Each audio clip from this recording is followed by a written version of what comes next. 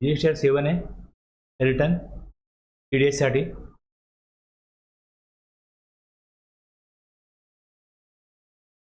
म्हणजे certificate 7A आहे आणि हा 8 आहे PCS साठी. आता हे जेव्हा फाईल करतील ई कॉमर्स ऑपरेटर किंवा इथे गव्हर्नमेंट करता हा 7 दिला आहे, हे जेव्हा फाईल करतील तेव्हा ह्याचा इफेक्ट काय पडतो, यांना जे दाखवायचं काय, डिडक्शन ऑफ डिडक्टिंग. TDS त्यांनी कोणाचा कापलाय, TCS कोणाचा आहे, तर ती इन्फॉर्मेशन ह्या GSR 2A मध्ये इथे येते. पार्ट C मध्ये TDS क्रेडिट आणि TCS क्रेडिट हे बघितल्यानंतर इथे कळतं की कोणी ते फाईल केलंय. आता हे इथे जेव्हा माहिती येते तेव्हा हा क्लेम करायला लागतो. हा क्लेम करण्याकरता मग इथे जाऊन याला क्लिक करून मग त्याचा क्लेम घ्यायला. इथे एंट्री दिसेल TDS किंवा TCS ची. TDS आहे, खाली इथे TCS आहे.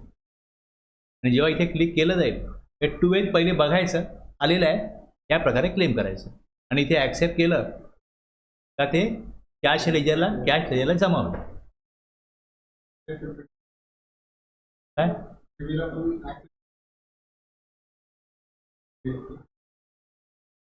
कॅशला जाईल ना ती.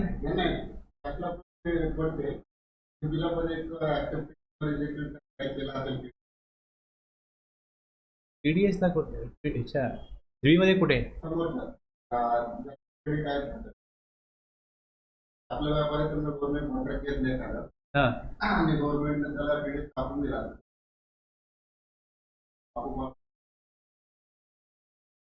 टुवे दाखवलं ना तुम्हाला मी आता. नाही इथे आता ज्यावेळेस जर ते कॅशमध्ये क्लेम कॅशमध्ये कन्वर्ट होतो, जसं कॅशमध्ये जो क्लेम घेतला तर इथे दिसण्याचं काय कारण आहे आता, कुठे दिसेल मला सांगा नाही. एक तर हार्ड लायबिलिटी आहे आणि इथे ITC आहे. TDS यात कुठे दिसेल, दिसण्याचं कारण काय,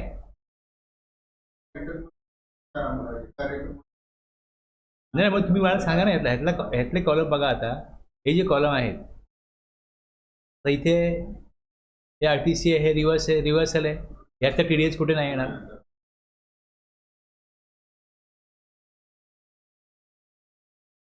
नाही इथे लायबिलिटी आहे.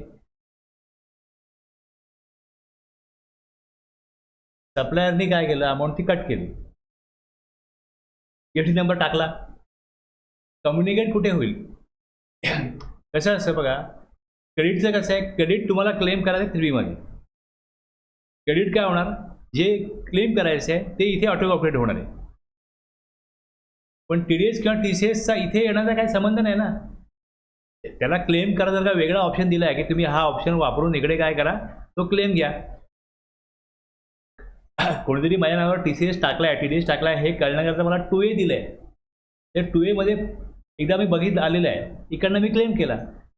तर 3B दाखवण्याचं दिसण्याचं कारणच काय, का रिव्हर्स नाही करायचं आहे. इथे मी रिजेक्ट केला, नाही घेतला क्लेम तर मला मिळणार नाही, क्लेम घेतला तर मिळेल. नाही तुम्ही ज्यावेळेस ITC हे एक क्रेडिट वेगळं आणि कॅश वेगळी, तर TDS किंवा TCS हा क्लेम दिल्यावरती कॅशमध्ये मिळणार आहे, ती कॅश जमा होईल. ते जेवढी मला कॅश पाहिजे तेवढी कॅश मला अवेलेबल आहे. जेव्हा मी पेमेंट ऑफ टॅक्स जेव्हा करतो, जेव्हा इथे हे करणार मी, इथे मला कॅशमध्ये दिसणार आहे, ते इथे कॅशमध्ये दिसणार आणि ते इथे वापरले जाणार. जेव्हा इथे मला रिक्वायर्ड कॅशमध्ये जेवढी कॅश असेल ती इकडे जमा राहील. ॲडिशनल कॅश रिक्वायर्ड, तर कॅश कमी आहे, तेवढी कॅश जेवढी जमा झाली तेवढी कमी आहे, तर आणखीन कॅश भरायला लागेल.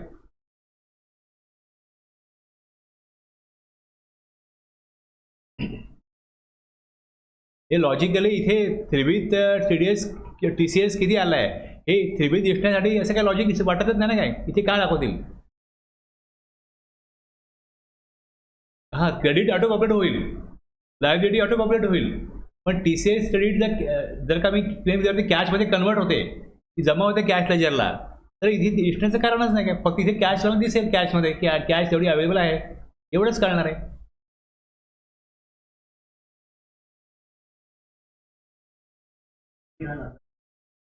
हां.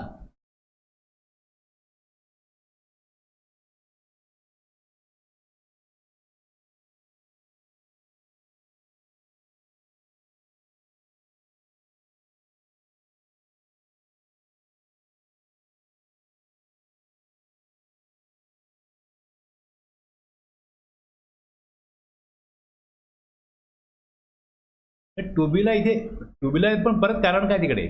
टू बीमध्ये काय आहे ते बघा. लक्षात घ्या, टू बीचा उपयोग काय आहे?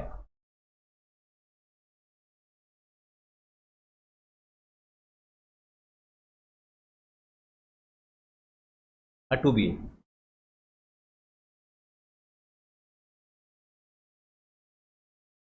इकडे इनवॉइस दिसतात. इकडे हे इनवॉइस हा आता 7 महिने आहे. हा इकडे 4 दिसतो. आता ज्यावेळेस टू बी नव्हता तेव्हा मला काय करायला लागायचं?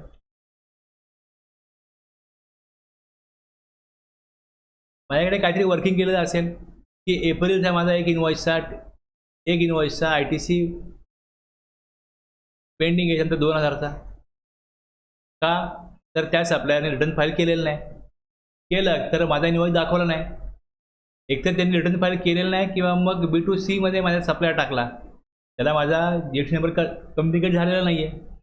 तर मी त्याला सांगणार की बाबा माझा GST नंबर तिथे अमेंडमेंट करून टाकून मला हे क्रेडिट पाहिजे. आता तो जर एप्रिलला हे करेल तर एप्रिलच्या 2A मध्ये हे दिसतं. माझ्या एप्रिलच्या 2A अपडेट होईल. म्हणजे जर का माझा एप्रिल, मे, जून कुठेही अशा प्रकारचं इनवॉइस पेंडिंग आहेत. मी जुलैला रिटर्न जेव्हा भरतो तेव्हा मी जुलैचा क्रेडिट किती आला हे बघीन 2A मध्ये. तसंच मला जून, मे, एप्रिल बघत राहायला पाहिजे. तोपर्यंत मला कळत नाही जर टू बी उपलब्ध नाही आहे तर. टू बीनी काय उपलब्ध करून दिलं की टू बीनी जसं एप्रिलचं कोणी फाईल केलं ते टू बीत येईल, मेचं केलं ते येईल, जूनचं केलं ते येईल, जुलैचं केलं ते येईल. बघायची गरज नाही तुम्हाला टॅक्स पेअरला की एप्रिलचं केलं की नाही केलं, मेचं केलं की नाही केलं. जसं करेल जेवढं क्रेडिट मला जुलैला घेता येणार आहे तेवढं सगळं टू बी दिसतं. पहिले मी काय करायचो टू बी नसताना एप्रिलचं माझ्याकडे एक इनवॉइस बाकी आहे, मेचा एक समजा एक इथे 2500 बाकी आहे. तर मला प्रत्येक वेळेस ते महिने बघायला लागायचे. जोपर्यंत क्रेडिट येत नाही तोपर्यंत त्यांनी रिटर्न फाईल केला की नाही केला आहे, केला तर मग माझा इनवॉइस दाखवला की नाही दाखवला आहे, किंवा मग अमेंडमेंट त्यांनी केली की नाही केली हे बघण्याकरता मला 2A बघितल्याशिवाय ती एंट्री आली की नाही तिकडे कळत नाही. कुठलाही बदल केला का 2A इमिजिएट अपडेट होतो. आणि जो बदल केला आहे त्याचा ITC करंट मंथमध्ये जर का ITC घेण्यासाठी तो उपलब्ध आहे तर तो टू बीत टाकणं. टू बीचा उपयोग काय सिस्टम टू बीत का टाकतो की हा ITC मला या महिन्यात अवेलेबल आहे तर रिटर्न केला आहे सप्लायरने. आता समजा इकडे एप्रिलला त्यांनी 12 तारखेला रिटर्न केला, GST 1 केला असेल तर मग तो एप्रिलला मला दिसेल 2A मध्ये. पण हा ITC घ्यायचा नाही आहे. 11 नंतर GST 1 फाईल केला असेल तर तो ITC नेक्स्ट मंथला घ्यायचा. आणि जर इथे हे असेल क्वार्टरली फायलर तर मग त्याला IFF मध्ये 13 तारीख दिलेली आहे. पण जो मंथली आहे त्याला 11 तारीख दिली आहे. IFF 13 नंतर करता येत नाही. GST 1 11 नंतर करता येतं पण तो ITC इलिजिबल नाही त्या महिन्यात. तो नेक्स्ट मंथला घ्यायचा आहे. 2A जरी आला तरी नेक्स्ट मंथला घ्यायचा आहे. म्हणजे मला ही नोट करून ठेवायला लागतं बा हा नेक्स्ट मंथला घ्यायचा आहे.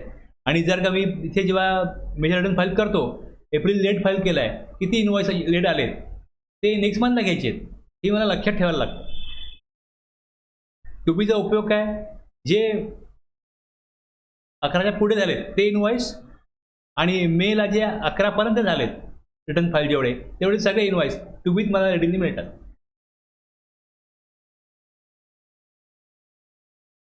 एप्रिल ते जुलैमध्ये दाखवला.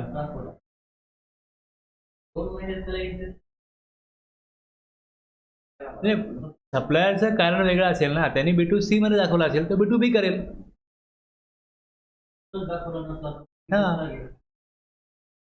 त्याने जर का उशिरा रिटर्न फाईल केला असेल ते इंटरेस्ट लेट फीस तो भरणारच आहे ना. तुम्हाला 2A आणि 2B मधला फरक लक्षात घ्या. आता जर का मी 2A मध्ये चेंज केला, समजा मी तुमच्या नावावरती इनवॉइस टाकायला पाहिजे होता, मी यांच्या नावावर टाकला तर यांच्या 2B जाईल, यांच्या 2A पण जाईल.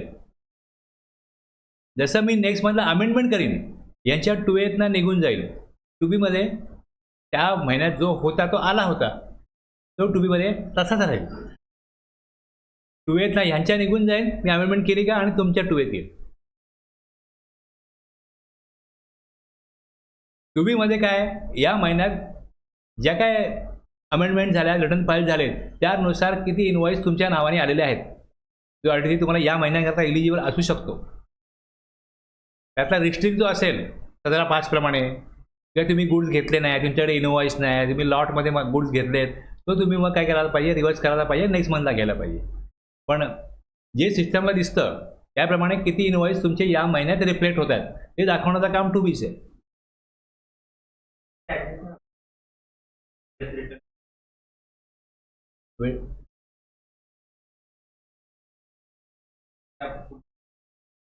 टू बी मध्ये कसं होतं, आत्ता जे तुमच्या नावाने जे इनवॉइस दाखवले गेले ते दिसणं, ते तुम्हाला दाखवलं जाणं, एवढं सिस्टमचं काम आहे.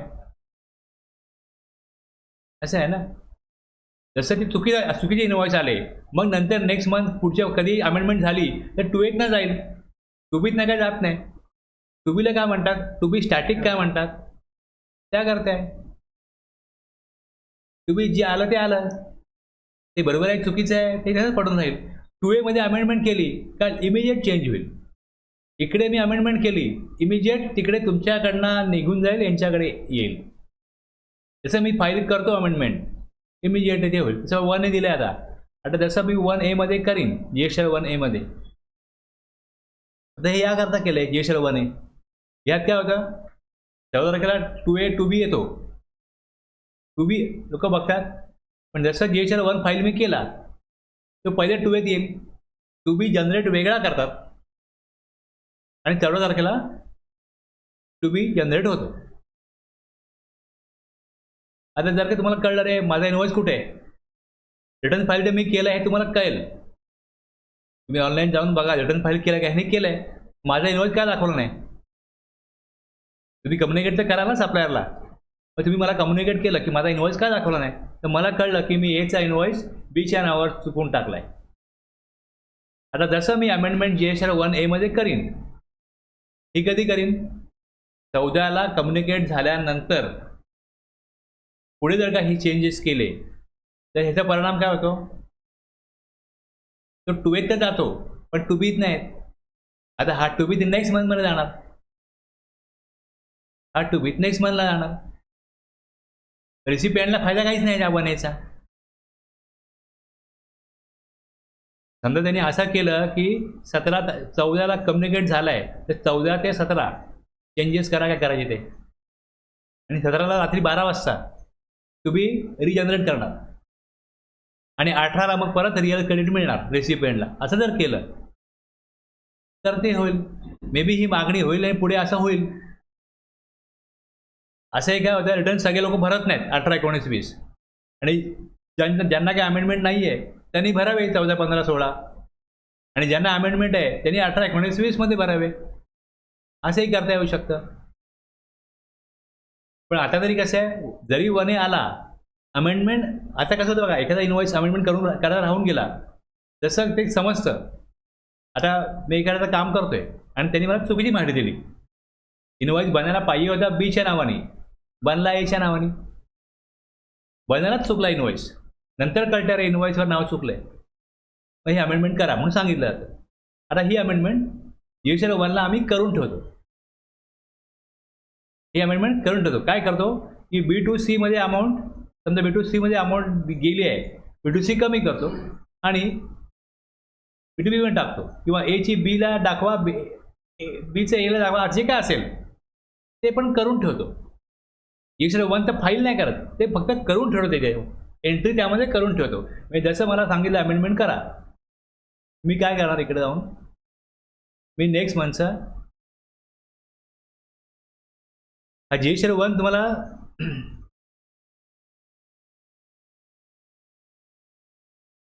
सप्टेंबर महिना मी काढला.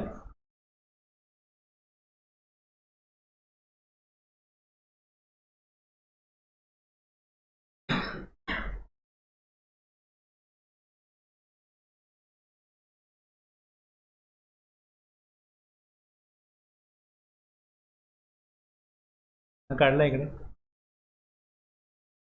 हा फाईल होणार नाही, पण याच्यामध्ये भरता येतं काही. हां, येत राहील. आता इनवॉइस ज्यांचा असतो इकडे इनवॉइस येत राहतात. हे का दिलंय की ज्या लोकांकडे अशी सिस्टम आहे की ते मॅन्युअली करतायत. रोज तुम्ही इनवॉइस बनवा, यात टाकत राहा रोज. एकदम महिना संपल्यानंतर 500 इनवॉइस 1000 इनवॉइस टाकायची गरज नाही, रोज रोज टाकत राहा, म्हणून हा लगेच मिळतो. मी बघाल इकडे तुम्हाला 3B दिसणार नाही, 2B दिसणार नाही.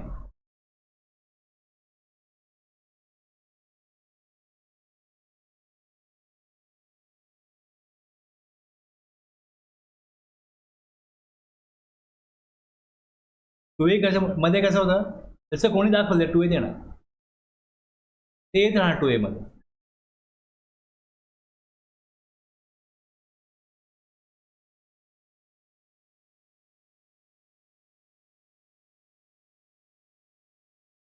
आता याची प्रोव्हिजन ही आहे सेक्शन 51. आता हा कसा करता आणला. आता ॲक्च्युअलमध्ये 100% टॅक्स गव्हर्नमेंटला कधी मिळेल. 3B फाईल होईल तेव्हाच मिळेल ना. आता ज्यावेळेस 1% 2% अमाऊंट डिडक्ट केली जाते, 1% किंवा 2%, तेव्हा ती अमाऊंट इमिजिएटली गव्हर्नमेंटच्या अकाउंटला जाते. ॲक्च्युली त्याचा क्लेम टॅक्सपेअर घेईल तेव्हा घेईल, आणि मग काय होईल, ती अमाऊंट ॲक्च्युअलमध्ये गव्हर्नमेंटला पेड होईल. पण 1% अमाऊंट किंवा 2% अमाऊंट गव्हर्नमेंटच्या अकाउंटला तर गेली. आणि दुसरी गोष्ट, तिकडे जो कोण टॅक्सपेअर आहे तो तिथे काय होतं, गव्हर्नमेंटकडे कुठे सिस्टीम नाही आहे की कोण सप्लाय करतोय. ई कॉमर्स ऑपरेटर थ्रू कोणी सप्लाय केला आणि टॅक्स गव्हर्नमेंटला दिलाच नाही, काय गव्हर्नमेंटला कळणार आहे. 140 कोटी जर लोक राहत असतील देशामध्ये, तर कोणाकोणाच्या मागे लागेल, कोण सप्लाय घेतोय, कोण देतोय. ई कॉमर्स ऑपरेटरच्या माध्यमातून रोजचे हजारो जर का तिकडे व्यवहार होत असतील, तर त्या हजारो ट्रान्झॅक्शनवरती गव्हर्नमेंटकडे ट्रॅक ठेवायला काही ऑप्शन नाही आहे. मग ते ई कॉमर्स ऑपरेटरलाच सांगितलं आहे की तुम्ही काय करा, ज्या सप्लायरचं पेमेंट तुमच्याकडे येईल. मग इथे कसं होतं,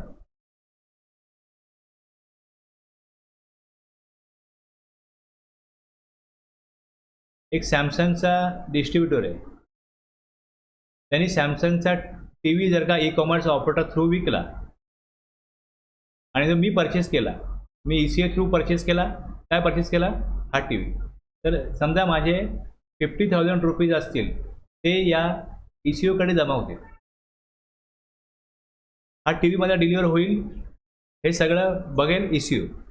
डिलिव्हर झाला, मला इन्स्टॉल झाला का मला एक कॉल येतो की तुम्ही जे TV मागवला होता डिलिव्हर झाला, इन्स्टॉल झाला, ओके आहे, काही प्रॉब्लेम नाही आहे. जसं कन्फर्मेशन मिळतं, ECO काय करतो, सॅमसंगला, त्या डिस्ट्रीब्युटरला ती अमाऊंट ट्रान्सफर करतो. आणि जर त्या टीव्हीमध्ये काय डिफेक्ट असं कळलं, तर इमिजिएटली ती अमाऊंट त्या ज्यांनी TV ऑर्डर केला आहे त्याला रिफंड होते.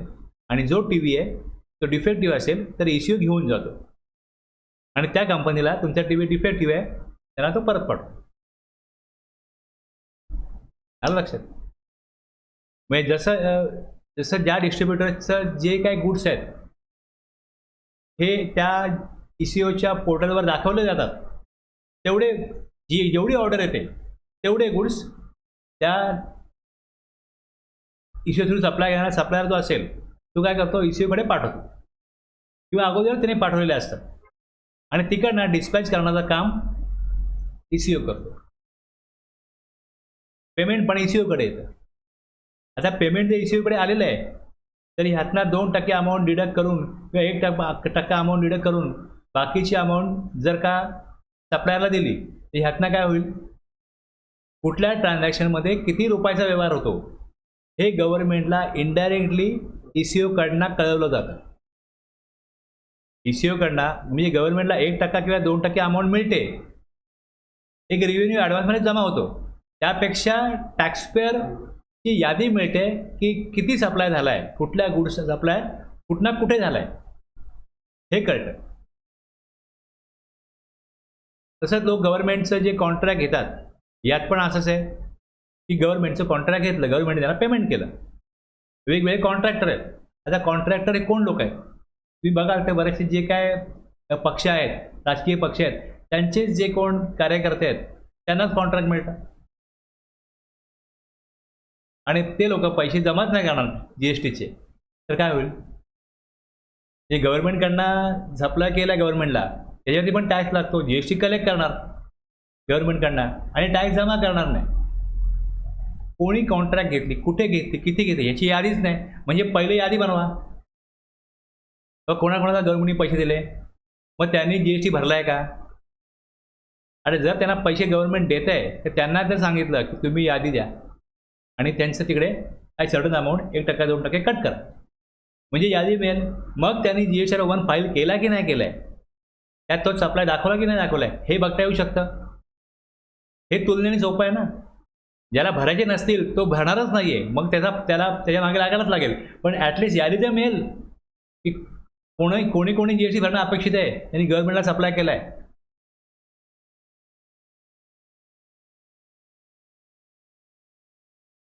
सर्व्हिस टॅक्समध्ये अशी लोक मी बघितले आहेत की 40-40 लाख रुपये सर्व्हिस टॅक्स गोळा गेला भरलाच नाही. आणि बरेचसे असे राजकीय पक्षाचे कॉन्ट्रॅक्टर आहेत, त्यांना नोटीस पाळली सर्व्हिस टॅक्सनी हा टॅक्स भरा, नाही भरत. काय नाही करत त्यांच्यावर झाली कारवाई.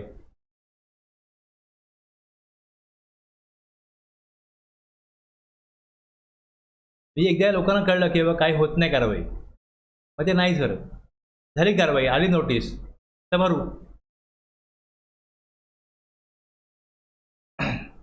एक सर्टन पर्सेंटेज आहे. आता हा इन्कम टॅक्समध्ये याच प्रकारची प्रोव्हिजन आहे. इन्कम टॅक्समध्ये याच प्रकारची प्रोव्हिजन आहे. आता एखादा माणूस सॅलरी घेतो आणि त्याचं जर टॅक्सेबल इन्कम जे काय अमाऊंट आहे त्याची त्याचा टॅक्सेबल इन्कम जर होत असेल तर मग किती टॅक्स त्याला भरायला येतो तेवढी अमाऊंट डिडक्ट करण्याची जबाबदारी कोणावर टाकली? एम्प्लॉयरवर टाकली. ऑटोमॅटिक काय होतं, तो टॅक्सही जमा होतो आणि कोणी इन्कम अर्न केलंय ती यादी पण गव्हर्नमेंटला मिळते. मग त्याचाच वापर जीएसटीमध्ये केला. टीडीएस इन्कम टॅक्सचा वेगळा, जीएसटीचा वेगळा. इन्कम टॅक्सच्या टीडीएसचा उद्देश वेगळा आणि जीएसटीच्या टीडीएसचा उद्देश वेगळा. इन्कम टॅक्समध्ये काय होतं की एक जो सॅलरी पर्सन आहे त्याचा पूर्ण टॅक्स गव्हर्नमेंटला मिळतो. बाकी जे कॉन्ट्रॅक्टर वगैरे असतात त्यांच्या केसमध्ये 5%, 10% कमिशन एजंट आहेत, वेगवेगळे पर्सेंट दिले. आता एक कोऑपरेटिव्ह सोसायटी आहे. आता ऑलमोस्ट बघा सगळ्या सोसायटीच्या टेरेसवरती पत्रे लावलेत ना. आता ते कॉन्ट्रॅक्ट 4 लाख 5 लाखाचं झालं तर सोसायटीवरती इकडे ऑब्लिगेशन आहे की तुम्ही त्याचा income tax purpose 1% TDS, 10% TDS, 2% जी काय अमाऊंट असेल ती कट करा आणि जमा करा. म्हणजे हे 5 लाख इन्कम अर्न केलं कॉन्ट्रॅक्टरनी, 1% TDS जरी कट केला तरी गव्हर्नमेंटला कळलं. असे 5-5 लाखाची किती ठिकाणी कामं झालीत. एका शहरात जर का हजारो कामं असतील तर पूर्ण राज्यामध्ये किती कामं होतील. म्हणजे हा जो करोडोचा इन्कम आहे तो TDSमुळे काय होतं, लपवला जात नाही. तो रेकॉर्डमध्ये येतो आणि रेकॉर्डमध्ये आला का त्याने अशी 5-5 लाखाची 20-25 कामं केली त्याला टॅक्स दाखवणार. भले तो त्याच्यामध्ये खर्च किती पण खोटा वाढून दाखव. त्यांनी 5 लाख कमवले असतील तर 3 लाख तर दाखवेल इन्कम, 3 लाखाचा टॅक्स भरेल. पण जर त्याचा 1% कट नाही केला तर तो काहीच दाखवणार नाही आणि त्याला शोधणं गव्हर्नमेंटला कठीण जाईल. म्हणजे आपली माहिती गव्हर्नमेंटकडे पोहोचली आहे या भीतीपोटी का होईना, तो 3 लाख तरी दाखवेल, 5 लाख दाखवणार नाही. तर अशा प्रकारे TDSचा उपयोग काय होतो की ज्या वेळेला तो व्यक्ती अर्न करतोय त्यावेळेस त्याचं इन्फॉर्मेशन गव्हर्नमेंटला पोहोचते आणि ती एक सर्टन अमाऊंट, एक छोटी अमाऊंट, छोटा हिस्सा टॅक्समधला तो ज्याच्या थ्रू इन्कम अर्न करतोय त्याला सांगितलं जातं की तुम्ही त्याला जेव्हा पेमेंट कराल तेव्हा तुम्ही एक सर्टन पर्सेंटेज अमाऊंट डिडक्ट करा आणि त्याची इन्फॉर्मेशन रिटर्नमध्ये आम्हाला भरा, आम्हाला द्या. याचा काय होतं, जी अमाऊंट TDSची कट होते त्यातनं गव्हर्नमेंटला एक इन्कम फ्लो रेग्युलर चालू राहतो. तो रिटर्न करेल तेव्हा करेल, पण आज तर 1% आला, 2% आले. याचा मुख्य उद्देश काय की इथे जे काय टॅक्स चोरी आहे ती थांबवणं हा मुख्य उद्देश आहे. आता TDS चे प्रोव्हिजन कोणासाठी केले पर्सन कोण आहेत जे लायबल आहेत TDS डिडक्ट करणं, तर central state government establishment, local authority, governmental agencies आणि काय नोटिफाईड पर्सन्स आहेत त्यांच्यावरच हे ऑब्लिगेशन आहे.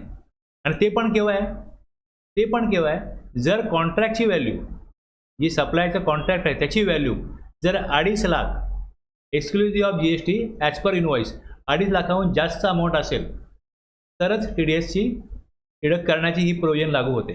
2.5 लाखापेक्षा कमी अमाऊंट असेल तर मग याच्यामध्ये डिडक्शन CGST 1%, HGST 1%, IGST असल्यास 2%. 2.5 लाखापेक्षा कमी अमाऊंट असेल डिडक्ट नाही करायचं.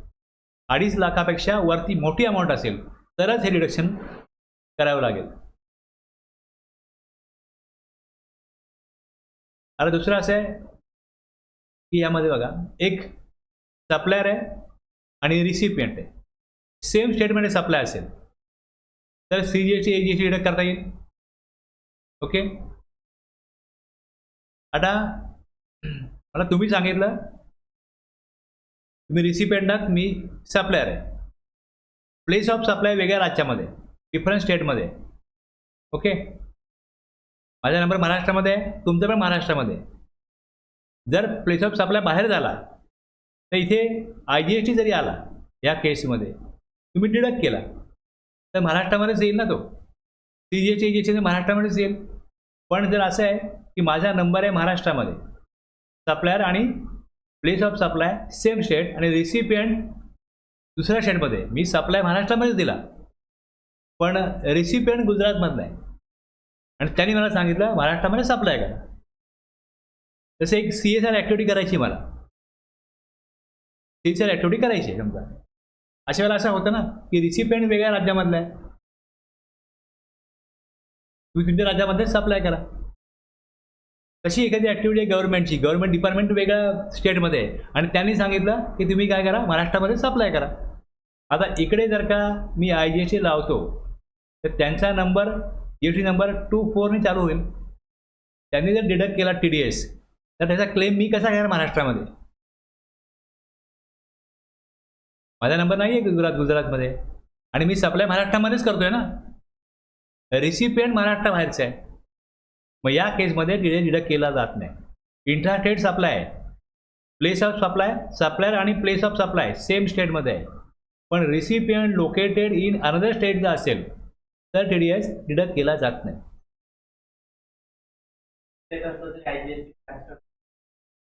सेम स्टेटला कसा IGST चार्ज करणार? Intrastate supply. हा, इथे इंटरस्टेट सप्लाय झाला ना.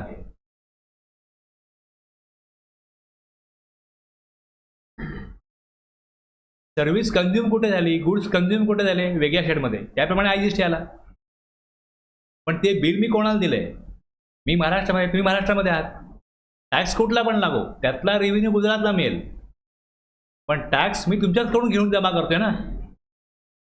आणि तुम्हाला जेव्हा मला पैसे द्यायचे आहेत 1% डिडक्ट करायचे आहे, तुम्ही डिडक्ट केले 2% IGST मध्ये, तर ते मला मिळणार आहेत. याचा क्लेम मिळू शकतो ना तिथे. पण वेगळ्या स्टेटने जर का डिडक्ट केले, तिकडे माझा नंबर नाही आहे, तर मी त्याचा क्लेम घेणार कसा काय?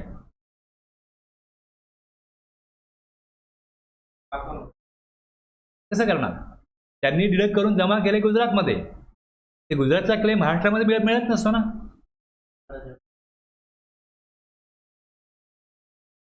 त्यांचा नंबर त्या राज्यामध्ये, त्याने तिथे काय केलं, मला पेमेंट केलं, डिडक्ट केलं, तर मी तिथे क्लेम कसा करणार? तो क्लेम मला महाराष्ट्रामध्ये करता येत नाही. आज तरी असंच आहे, प्रोसिजरमध्ये असंच आहे.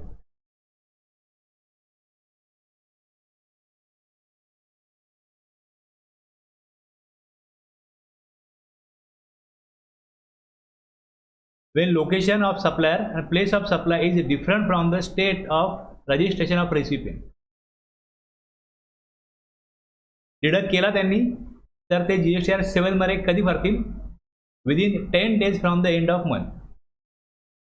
बस एवढंच आहे. बाकी सगळं आता पुढे काय लिहिलंय ते वाचल्यावर तुम्हाला एवढंच कळेल की समोर दिसते. हे नोटिफिकेशन आहे. याच्यामध्ये आणखीन काय नोटिफाईड पर्सन आहे की an authority or board or any other body set up by an act of parliament or a state legislature or establishment by any government, central असो, स्टेट असो, डिपार्टमेंट और establishment with 51% or more participation by way of equity or control to carry out any function. Society establishment by the central government or the state government or local authority under the Societies Registration Act 1860 आणि public sector undertaking यांच्यावरती TDSचं obligation आहे. हे सगळं यात दिलंय. 51 मध्ये कोण persons liable आहेत.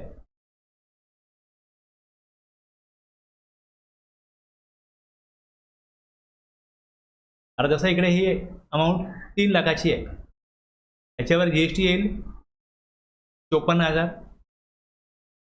TDS deduct करायचा या 3 लाखावरच. TDS डिडक्ट करायचा 3 लाखावरती. इनवॉइस 3,54,000 होईल.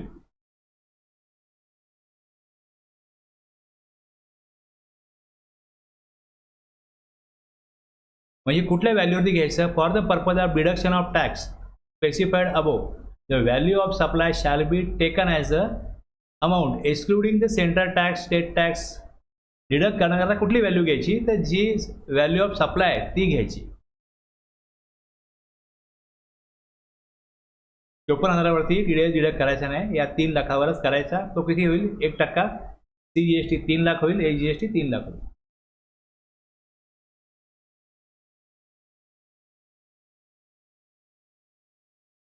आता जसं ही प्रोव्हिजन केली त्यांनी आणि लागू जेव्हापासून केली, 1 जुलैमध्ये लागू नाही केली, 1 जुलै 2017 पासून लागू नाही केली. जेव्हा लागू केली त्यापासून पहिला पॉईंट आहे, 2.5 लाखापेक्षा कमी व्हॅल्यू आहे TDS ॲप्लिकेबल होणार नाही. लिमिट दिले 2.5 लाखाच्या वरच असेल कॉन्ट्रॅक्ट व्हॅल्यू. जर कॉन्ट्रॅक्ट व्हॅल्यू 2.5 लाखाच्या वरती आहे, बोथ टॅक्सेबल सप्लाय आणि exam supply, but the value of taxable supply under the state contract 2.5 लाखापेक्षा कमी आहे. आलं लक्षात. टॅक्सेबल व्हॅल्यू 2.5 लाखाच्या पुढे पाहिजे. कॉन्ट्रॅक्ट समजा 4 लाखाचे आहे, 2 लाख टॅक्सेबल आहे, 2 लाख एक्झाम्प्ट आहे, तर मग डिडक्ट नाही करायचं. Receipt of service which are exempted, for example service exempted under section, हा नोटिफिकेशन आहे, यात कुठलं एक्झाम्प्ट असेल, टॅक्सेबल नाहीच आहे, एक्झाम्प्ट आहे. रिसिप्ट ऑफ गुड्स जे एक्झाम्प्ट आहे, exempt goods, exempt service, goods on which GST is not leviable, म्हणजे पेट्रोलियम प्रोडक्ट आहे, वाईन आहे, where supplier had issued an invoice for any sale of goods in respect of which tax was required to be deducted at source under the VAT law. ते हे 1/7/17 आहे, याच्या अगोदरचे. Where the location of supplier and place of supply is in a state UTs which is different from the state UT where the director is registered. वेगळ्या स्टेटमधला recipient असल्यास all activities or transaction specified in schedule 3 हे GST मध्येच येत नाही, तो सप्लायच नाही. Where the payment relates to tax invoice that was been issued 1/10/2018, हे लागू झालं TDS या डेटपासून. याच्या अगोदरचा असेल तर TDS नाही. where any amount was paid in advance prior to या डेटच्या अगोदर, where the tax is to be paid on the reverse charge by the recipient, where the payment is made to a unregistered supplier, and where the payment related to cess. हे यातनं final picture आहे की TDS deduct केव्हा करायचा केव्हा नाही करायचा, ॲप्लिकेबिलिटी असेल किंवा नसेल.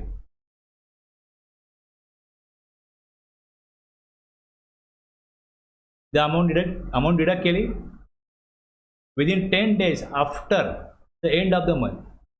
आता ऑगस्ट संपेल, ऑगस्टमध्ये जे डिडक्ट केले ते सप्टेंबरच्या नेक्स्ट मंथच्या 10 काय करायचं, त्याचं GSTR 7 जे आहे ते फर्निश करायचं. मग त्याच्यात TDS सर्टिफिकेट मिळतं, TDS सर्टिफिकेट इन्कम टॅक्स पण मिळतं. त्याच प्रकारे ह्याचं पण आहे, या प्रकारे सर्टिफिकेट जाईल की तुमचा TDS मी डिडक्ट केला आहे, जमा केला आहे, हे तुमचं सर्टिफिकेट. 7A GSTR 7 मध्ये रिटर्न होईल. रूल्स 66 प्रमाणे हे रिटर्न होईल.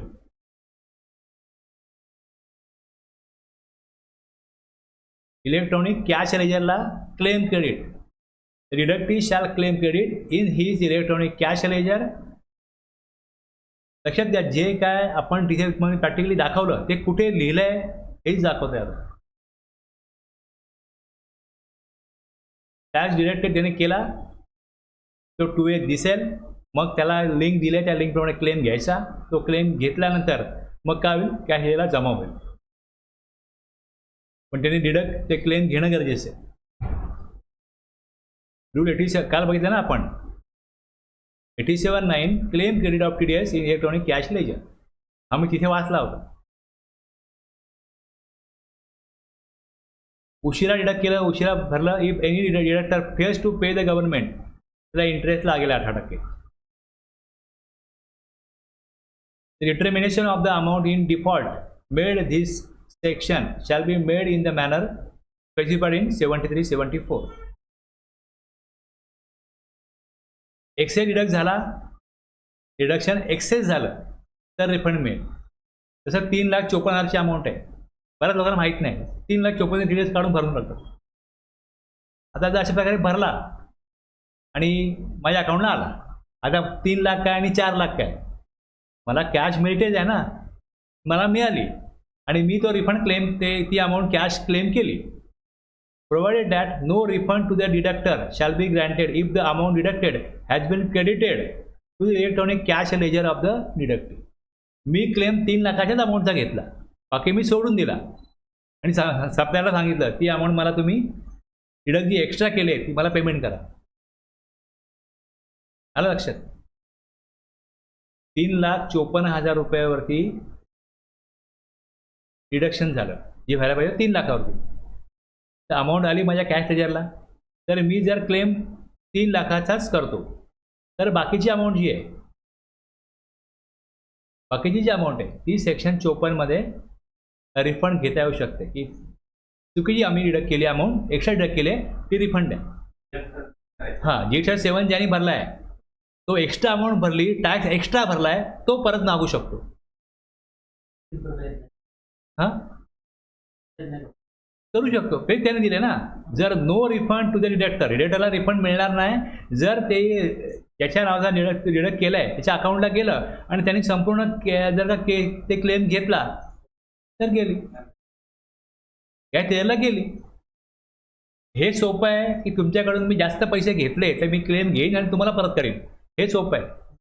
पण तरतूद कशी आहे की जेवढी अमाऊंट डिडक्ट करायला पाहिजे त्याहून जास्त डिडक्ट केली तर ते रिफंड मागू शकतात. रिफंड केव्हा मिळेल? जर क्लेम नाही झाली तर अमाऊंट ती अमाऊंट अनक्लेम राहिली पाहिजे. म्हणजे मी 3 लाखाचाच क्लेम घेईन, 54,000चा क्लेम सोडून देईन. ती अमाऊंट जर अनक्लेम आहे म्हणजे ती गव्हर्नमेंटच्या अकाउंटवर राहिलेली आहे आणि मग डिडक्टर रिफंड मागतो, मग त्याला रिफंड दिला जाऊ शकतो. असं आहे. हे काही कंपन्या अशा असतात की बा आमचे जेवढे आहेत आम्ही तेवढाच क्लेम घेऊ, तुम्ही एक्स्ट्रा भरले तुम्ही तुमचं बघा, तुमची चुकी झाली, आम्ही त्याकरता तुम्हाला परत अमाऊंट द्या, मग डेबिट नोट द्या, क्रेडिट नोट द्या, आम्ही भानगडीत पडणार नाही. म्हणजे जर का मला माहिती आहे की माझा क्लेम 3 लाखाचा आहे, मी का 3,54,000 हे घेऊ? मी 3 लाखाचे म्हणजे 3,000 रुपये घेईन, संपला विषय, बाकी मी घेतलेलं नाही. जर त्यांनी या प्रकारे सांगितलं, डिडक्टर काय करणार? म्हणजे जर कुठेही प्रकार अशा प्रकारचे मॅन्युअल मिस्टेक झाली किंवा काहीतरी चुकीचं समजून रिटर्न फाईल केलं गेलं तर त्याला अमेंडमेंट द्यायलाच पाहिजे ना. आणि जर टॅक्स एक्स्ट्रा भरला आहे तर रिफंडची प्रोविजन त्याकरता आहेच की टॅक्स जर एक्स्ट्रा भरला तर रिफंड मिळेल. मग त्या तरतुदीनुसार त्याला रिफंड दिला जाऊ शकतो. सेक्शन 54 त्याला अलाउ करेल.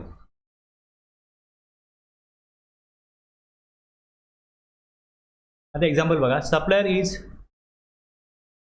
रजिस्टर आणि कॉन्ट्रॅक्ट व्हॅल्यू किती आहे? Supplier X makes taxable supply 10,000 to a municipality where contract for supply is 15 lakh. 15 लाखाचा कॉन्ट्रॅक्ट आहे, ओके, एक्सक्लुडिंग GST आहे 15 lakh. Rate of GST 18%. The supplier and the deductor are in the same state. Following payment is made. 10,000 pay केले तर हे 900 रुपये CGST, 900 रुपये AGST याच्यावर लागले. म्हणजे इनवॉइस कितीचा बनेल? 11,800चा बनेल. इनवॉइसचा 11,800चा बनेल ना. आता या केसमध्ये हे जे 1% 10,000वरती 100, AGST 1% 10,000वरती 100, 200 रुपये डिडक्ट करून याला 11,600चं पेमेंट करायचे. कोणाला? म्युन्सिपाल्टीला. बरोबर आहे.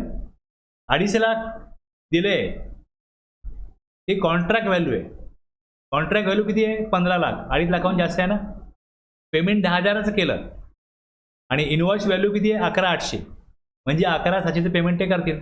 यांनी सप्लाय दिला 10,000चा, त्यावर GST लागतोय 1,800, म्हणजे इनवॉइस बनतोय 11,800चा. 200 रुपये डिडक्ट करून 100 रुपये CGST आणि 100 रुपये AGST. म्युन्सिपाल्टी काय करेल? त्यांना पेमेंट करेल 11,600 आणि डिडक्ट केलेले 100 रुपये आहेत, हे ते GST 7 मध्ये दाखवतील. दुसरं एक्झाम्पल बघा. सप्लायर इज रजिस्टर आणि contract value inclusive of GST included व्हॅल्यूमध्ये. Supplier Y of Mumbai makes taxable supply worth ₹10,000 and exempted supply 20,000. Contract हे कोणाला केलंय? To finance department of government of India located in new Delhi.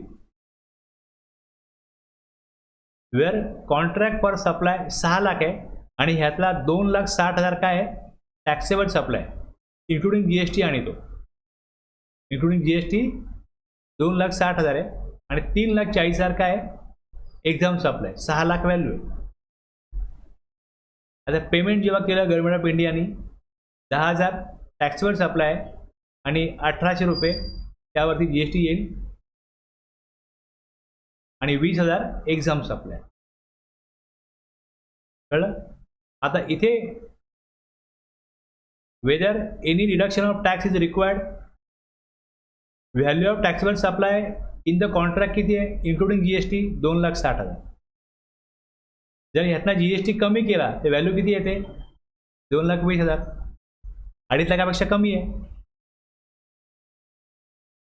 म्हणजे इथे TDS not required deduction. इनवॉइसची value घ्यायची नाहीये. 2.5 लाख जेव्हा कॉन्ट्रॅक्ट व्हॅल्यू बघतो, GST सोडून 2.5 लाखाच्या वरती व्हॅल्यू असेल तर डिडक्शन कंपल्सरी आहे. Supplier is registered under composition scheme. Supplier ZA is a person registered under the composition scheme in Jharkhand who makes taxable supply worth ₹10,000 to local authority of Jharkhand. आता 2,55,000चा contract value आहे. Composition dealer कुठल्याही प्रकारचा tax collect करत नाही, एक लक्षात घ्या. आता ॲप्लिकेबल टॅक्स रेट जरी या 2,55,000 वरती 18% असला, तो कलेक्ट केला का त्यांनी? नाही केला. म्हणजे व्हॅल्यू किती कलेक्ट केली? 2,55,000. ह्या टॅक्स कलेक्ट केलाच नाहीये. Following payment is being made, त्याला पेमेंट केलं 10,000. Value of taxable supply under the contract is, ही 2.5 लाखाच्या वरती व्हॅल्यू आहे. टॅक्स सोडून व्हॅल्यू ही 2,55,000, ही मोर दॅन 2.5 लाख आहे. 1% डिडक्ट होईल CGST, 1% डिडक्ट होईल AGST, 200 रुपये डिडक्ट करूनच त्याला पेमेंट होईल. हे 9,800चं पेमेंट होईल.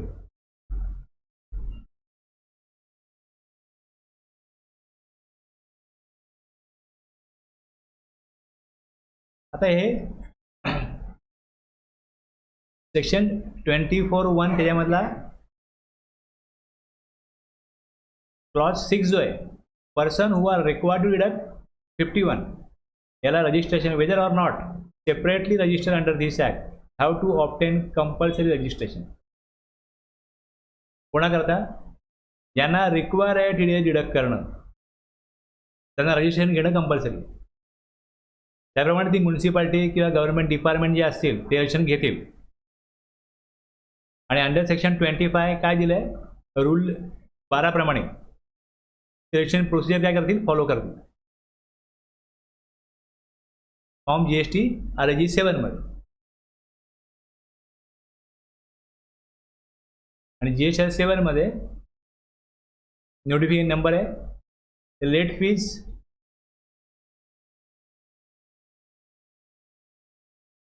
त्यांना भरायला लागेल. किती? 50 रुपये लेट फीज आहे. उशिरा फाईल केलं तर ती या डेटपासून, या नोटिफिकेशनपासून पण कसं होतं, तुम्ही ज्यावेळेस अशा प्रकारचं एखादी प्रोव्हिजन बघता तेव्हा तुम्हाला त्या संदर्भामध्ये वेगवेगळ्या सेक्शनमध्ये काय काय तरतुदी आहेत ते अशा प्रकारे बघायला लागतं. की मला TDS बघायचं आहे, रजिस्ट्रेशन कोणाला घ्यायला लागतं, कधी घ्यायला लागतं, काय सेक्शन आहे, मग त्याचा रूल काय, मग सेक्शन 25 प्रमाणे तो रूल येईल, जिकडनं काय होईल त्याचं रजिस्ट्रेशन प्रोसिजर होईल. म्हणजे पहिले रजिस्ट्रेशन घेणं कंपल्सरी, दुसरं मग ते कसं घ्यायचं ते आहे, तिसरं GSTR 7 त्यांना फाईल करायचं आहे, मग ते त्याचं नोटिफिकेशन, त्याची लेट फीस, त्याचा इंटरेस्ट, एक जे काम केलं जातं त्याला किती प्रोव्हिजन लागू होतात हे तुम्हाला समोर आलं पाहिजे. म्हणजे एखादा व्यक्ती माझ्याकडे आला पण मला बोलला की बाबा मी असं असं एक गव्हर्नमेंटचं कॉन्ट्रॅक्ट घेतोय, तर मला काय करायला लागेल, बरोबर आहे. तर गव्हर्नमेंट डिपार्टमेंट आहे, त्यांनी कन्सल्ट केलं कोणाशी की आता आम्ही एक कॉन्ट्रॅक्ट घेतोय, तर आम्हाला त्याच्यासाठी काय ऑब्लिगेशन आहे. मग ते त्याला काय विचारलं जाईल, तुम्ही TDS नंबर काढला आहे का, तुम्ही गव्हर्नमेंट डिपार्टमेंट आहात, त्याला पहिले रजिस्ट्रेशन TDS नंबर घ्या. मग तुम्हाला ते कसं करायचं, सेक्शन कुठला लागू आहे रजिस्ट्रेशन घेण्याकरता, प्रोसिजर करायला कुठला लागू आहे तो, रिटर्न कुठला भरायला लागेल, म्हणजे त्याला कुठले कुठले सेक्शन लागू होतील, कुठले कुठले प्रोसिजर कंप्लायन्स करायला लागतील, हे एका व्ह्यूमध्ये तुम्हाला कळलं पाहिजे. ज्यावेळेस मला ऑडिट करायचं असेल तेव्हा तुम्हाला या प्रकारे या सेक्शनप्रमाणे ती यादी समोर आली पाहिजे किंवा हे चेकलिस्ट आहे, या चेकलिस्टप्रमाणे हे केलं आहे का यांनी ते चेक करायचं.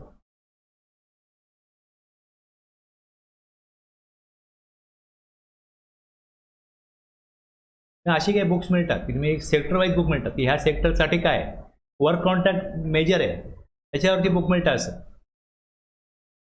रिअल इस्टेट मेजर सेक्टर आहे त्याच्यावरती वेगळं बुक मिळतं की सेक्शन 9 प्रमाणे टॅक्स रेट काय आहे, त्याला ITC कसा घ्यायचा आहे, त्याला व्हॅल्यू ऑफ सप्लाय काय असेल, त्याला टाईम ऑफ सप्लाय काय असेल, रिटर्न त्याला कुठला भरायचा आहे, त्याला ITC घ्यायचा आहे, रिस्ट्रिक्ट आहे, काय आहे, सगळं आलं पास झालं ना. काय पाहिजे तुम्हाला आणखी टेक्निकल प्रोव्हिजन जे आहेत बघा कसं होतं, मी परत सांगतो एकदा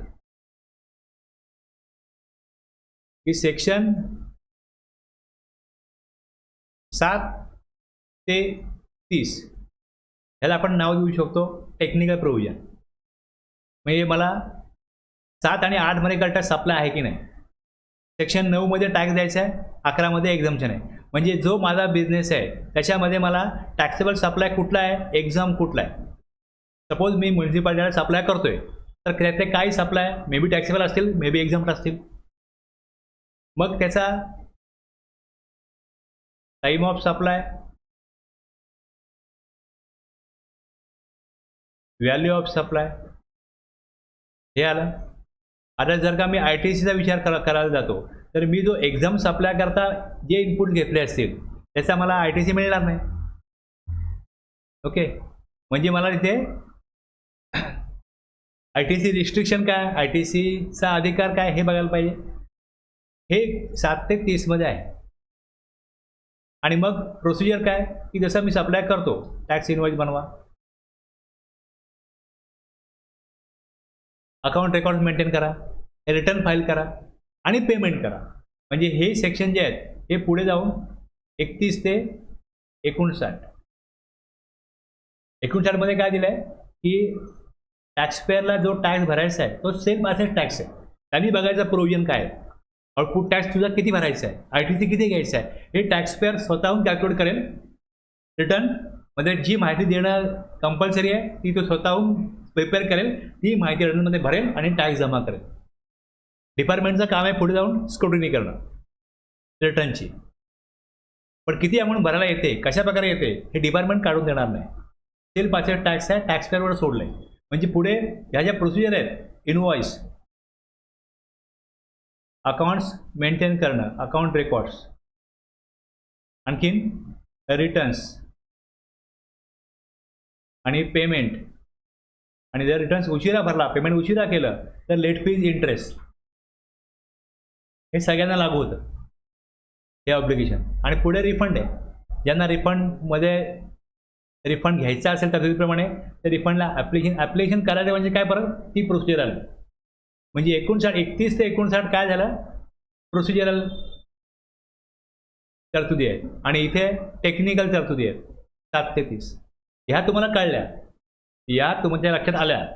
तुमचं काम काय, तुमचं काम अंपायर सारखं आहे. की जर चुकीच्या प्रकारे बॉल टाकला तर नो बॉल द्या, वाईट बॉल द्या. हे जे काम आहे हेच अंपायरचं आहे. तुम्ही नोटीस त्याला केव्हा पाठवणार, त्याच्यावरती कुठली कारवाई कधी होणार, की जेव्हा तो या नियमाचं पालन करत नाही तेव्हा होणार. तुम्हाला जर नियम प्रॉपर कळले की कुठली तरतूद कोणाला कशी लागू होते, तर तुम्ही त्याला कुठली कारवाई लागू होईल त्याप्रमाणे पुढे काय कराल, ॲक्शन घ्याल.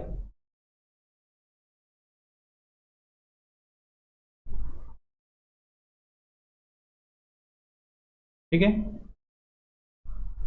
कळलं एवढं. सप्लायर जी अमाऊंट डिडक्ट करेल ती कॅश लेजरला जाणाऱ्या रेसिपिएंटच्या, तो क्लेम करेल. 2.5 लाखाच्या वरती व्हॅल्यू पाहिजे, टीडीएस सर्टिफिकेट मिळेल, हे सगळ्या प्रोव्हिजन दिलं तिकडे. कोण करेल, उशिरा केल्यास किती इंटरेस्ट भरायला लागेल, कधी करायचं आहे, सर्टिफिकेट मिळेल आणि क्लेम करायचं आहे.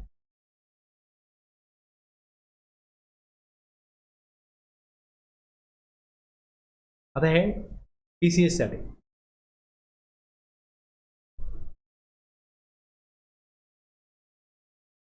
आता याच्यामध्ये काय केलंय, जसं 2% TDS आहे, 1% TCS.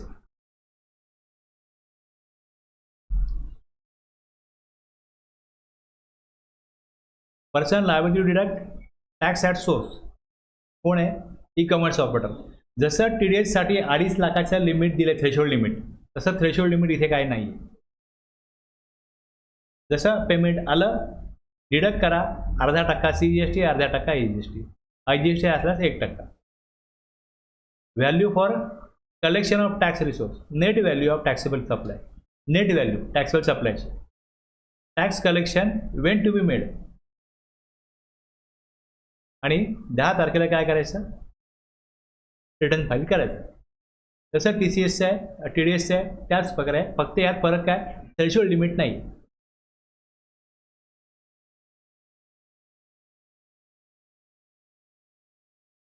आता याच्यामध्ये जी एक नेट व्हॅल्यू असते ती कशी काढायची, नेट व्हॅल्यू हे लक्षात घ्या, की aggregate value of taxable supply तो घ्या. आता याच्यामध्ये 9(5) मधले ज्या सर्व्हिसेस आहेत त्या याच्यामध्ये येत नाही. कुठल्या होत्या, एक services by way of transportation of passenger. Okay, म्हणजे एक इश्यू आहे. तसं ओला किंवा उबर यांचा हाच बिझनेस आहे. पण समजा एखाद्या ECOचा जो काय बिझनेस आहे त्यात त्यांच्याकडे हे पण बिझनेस असतील तर ह्या व्हॅल्यूवरती डिडक्ट होत नाही TCS. Services by way of providing accommodation in hotel, housekeeping service म्हणजे प्लंबिंग, कार्पेंटर वगैरे वगैरे, आणि रेस्टॉरंट सर्व्हिस, या 4 सर्व्हिस ज्या आहेत या 9(5) मधल्या आहेत, त्याची व्हॅल्यू वजा करायची. आणि जो सप्लाय झाला आहे त्यातनं काही रिटर्न जर आले असतील तर ती व्हॅल्यू वजा करायची. जी नेट व्हॅल्यू आहे, जो टॅक्सवर सप्लाय झाला आहे या 4 सर्व्हिसेस सोडून त्याच्यावरती TCS डिडक्ट करून तो जमा करायचा.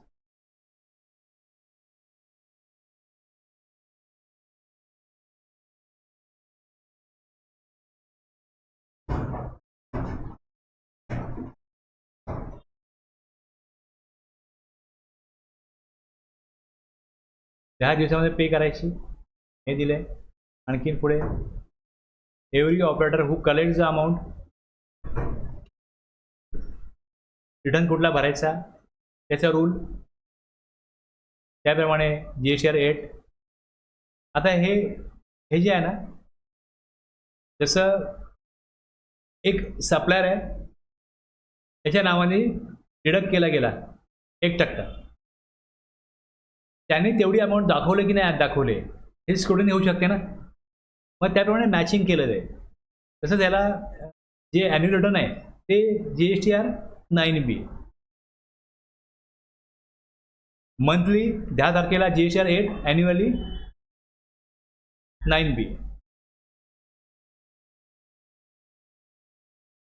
आता जे आता मॅचिंग होईल, मेन काय असं आहे, आता ही पण अमाऊंट कॅश द्यायला जाईल आणि कॅश त्याच्यावरून काय होईल, रिसिपिएंटला तो क्लेम घ्यायचा आहे की कॅश लेजरला अमाऊंट द्या. पुढे जाऊन मॅचिंग जेव्हा होईल, मॅचिंग होईल GSTR 1चं आणि GSTR 8चं. महत्त्वाचा पॉईंट हा आहे, ज्यावेळेस हे दिलं आहे सप्लायरनी इतका TCS त्याचा डिडक्ट झाला आहे तेवढा त्यांनी सप्लाय दाखवला की नाही GSR 1ला. कम्युनिकेशन डिस्क्रिपन्सी आहे ती कम्युनिकेट केली जाईल. याच्यामध्ये रेक्टिफिकेशन होऊ शकतं तर चुकीचं काय असेल तर. उशिरा भरला तर इंटरेस्ट लागू होईल.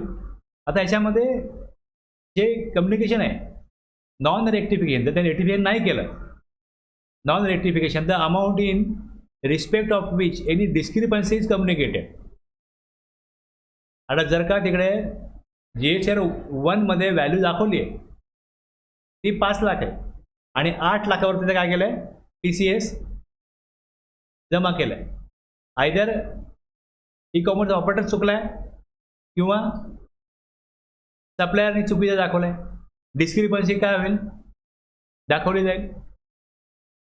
And which is not rectified bye the supplier in his valid return or the operator in his statement for the month in which discrepancy is communicated shall be added to the output tax liability of the said supplier. सप्लायरचे जर त्यांनी 5 लाख दाखवले तर त्याचे मग 8 लाख दाखवले जाते. Where the value of outward supplies furnished by the operator is more than the value of outward supplies furnished by the supplier in his return for the month succeeding the month in which the discrepancy is communicated in such manner. आता rule 79 होता पण तो omit केला, तो नाही आता, पहिले होता. The concern supplier in whose output tax liability any amount has been added shall pay tax payer in respect of such supplier along with the interest on the amount so added from the date such tax till the date payment. आता ह्याला 52(12) मध्ये एक notice देऊ शकतो. Any authority not below the rank of deputy commissioner may serve notice either before or during the course of any proceedings under this act requiring the operator to furnish such details relating to supplier of good services or both effects through such operator during any period. किती stock तुमच्याकडे आला त्याच्याकडनं तुम्ही दाखवताय 8 लाख, तो म्हणतोय 5 लाख. काय stock तुमच्याकडे आला ती माहिती द्या. Stock of goods held by the suppliers making supplies through such operator in the godowns or warehouse by what ever name called manage by such operator and declared as additional place of business bye such supplier as may be specified in the notice.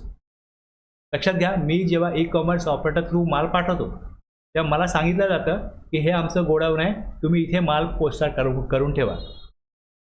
समजा मी TV विकतोय e-commerce operator through, तर हे routine आहे की 50 TV मी स्टॉकमध्ये ठेवीन, order आला तर गेले पाहिजे.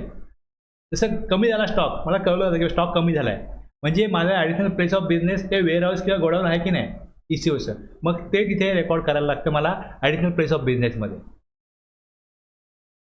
मग ही माहिती घेतली जाते ECOकडनं की किती गुड्स आले आणि त्या ऑपरेटरला किती त्यांनी त्या वेअरहाऊसला किंवा गोडाऊनला whatever name called manage by such operator and declared as additional place of business by the supplier. ECOचं पण ते ॲडिशनल प्लेस ऑफ बिझनेस आहे आणि सप्लायरचं पण आहे, कारण तिकडनं गुड्स विकले जातात. Every operator on whom a notice has been served shall furnish the required information within 15 working days of the date of service of such notice. He notice त्यांना पाठवायची आणि त्यानंतर पुढे जाऊन जर त्यांनी ती नोटीस रिप्लाय नाही केला, any person who fails to furnish the information required by the notice 52(12) shall without prejudice to any action that may be taken 122 be liable to penalty which may extend to 25,000.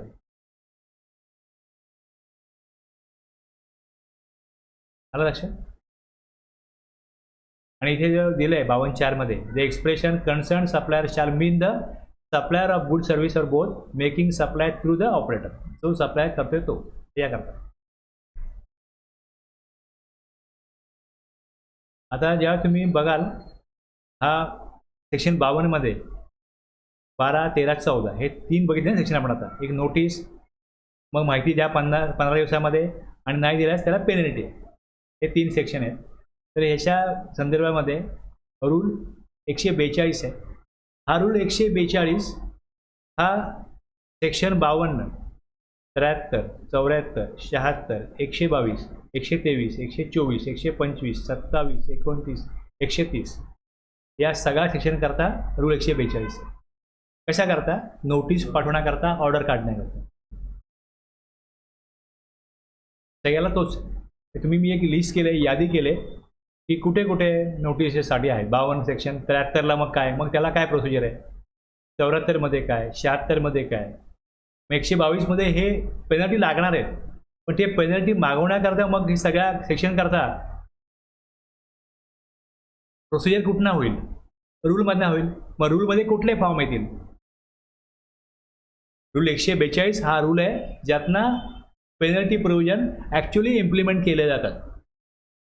Demand किंवा जे demand मागवायचे आहे, जे काय त्यांना पैसे मागवायचे आहेत ते मागवण्याकरता काय दिलं आहे?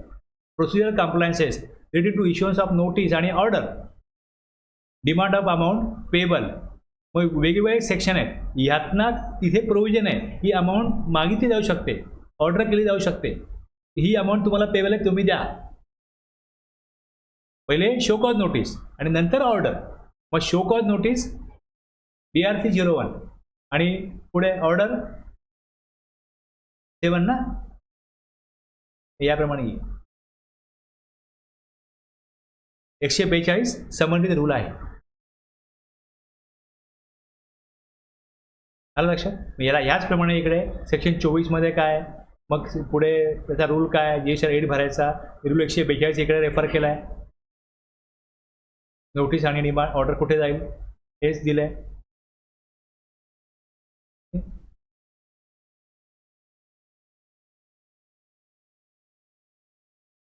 ठीक आहे, थांबूया इथे. मग ब्रेक नंतर आपण सेक्शन 50 इंटरेस्ट लेट फीज बघू.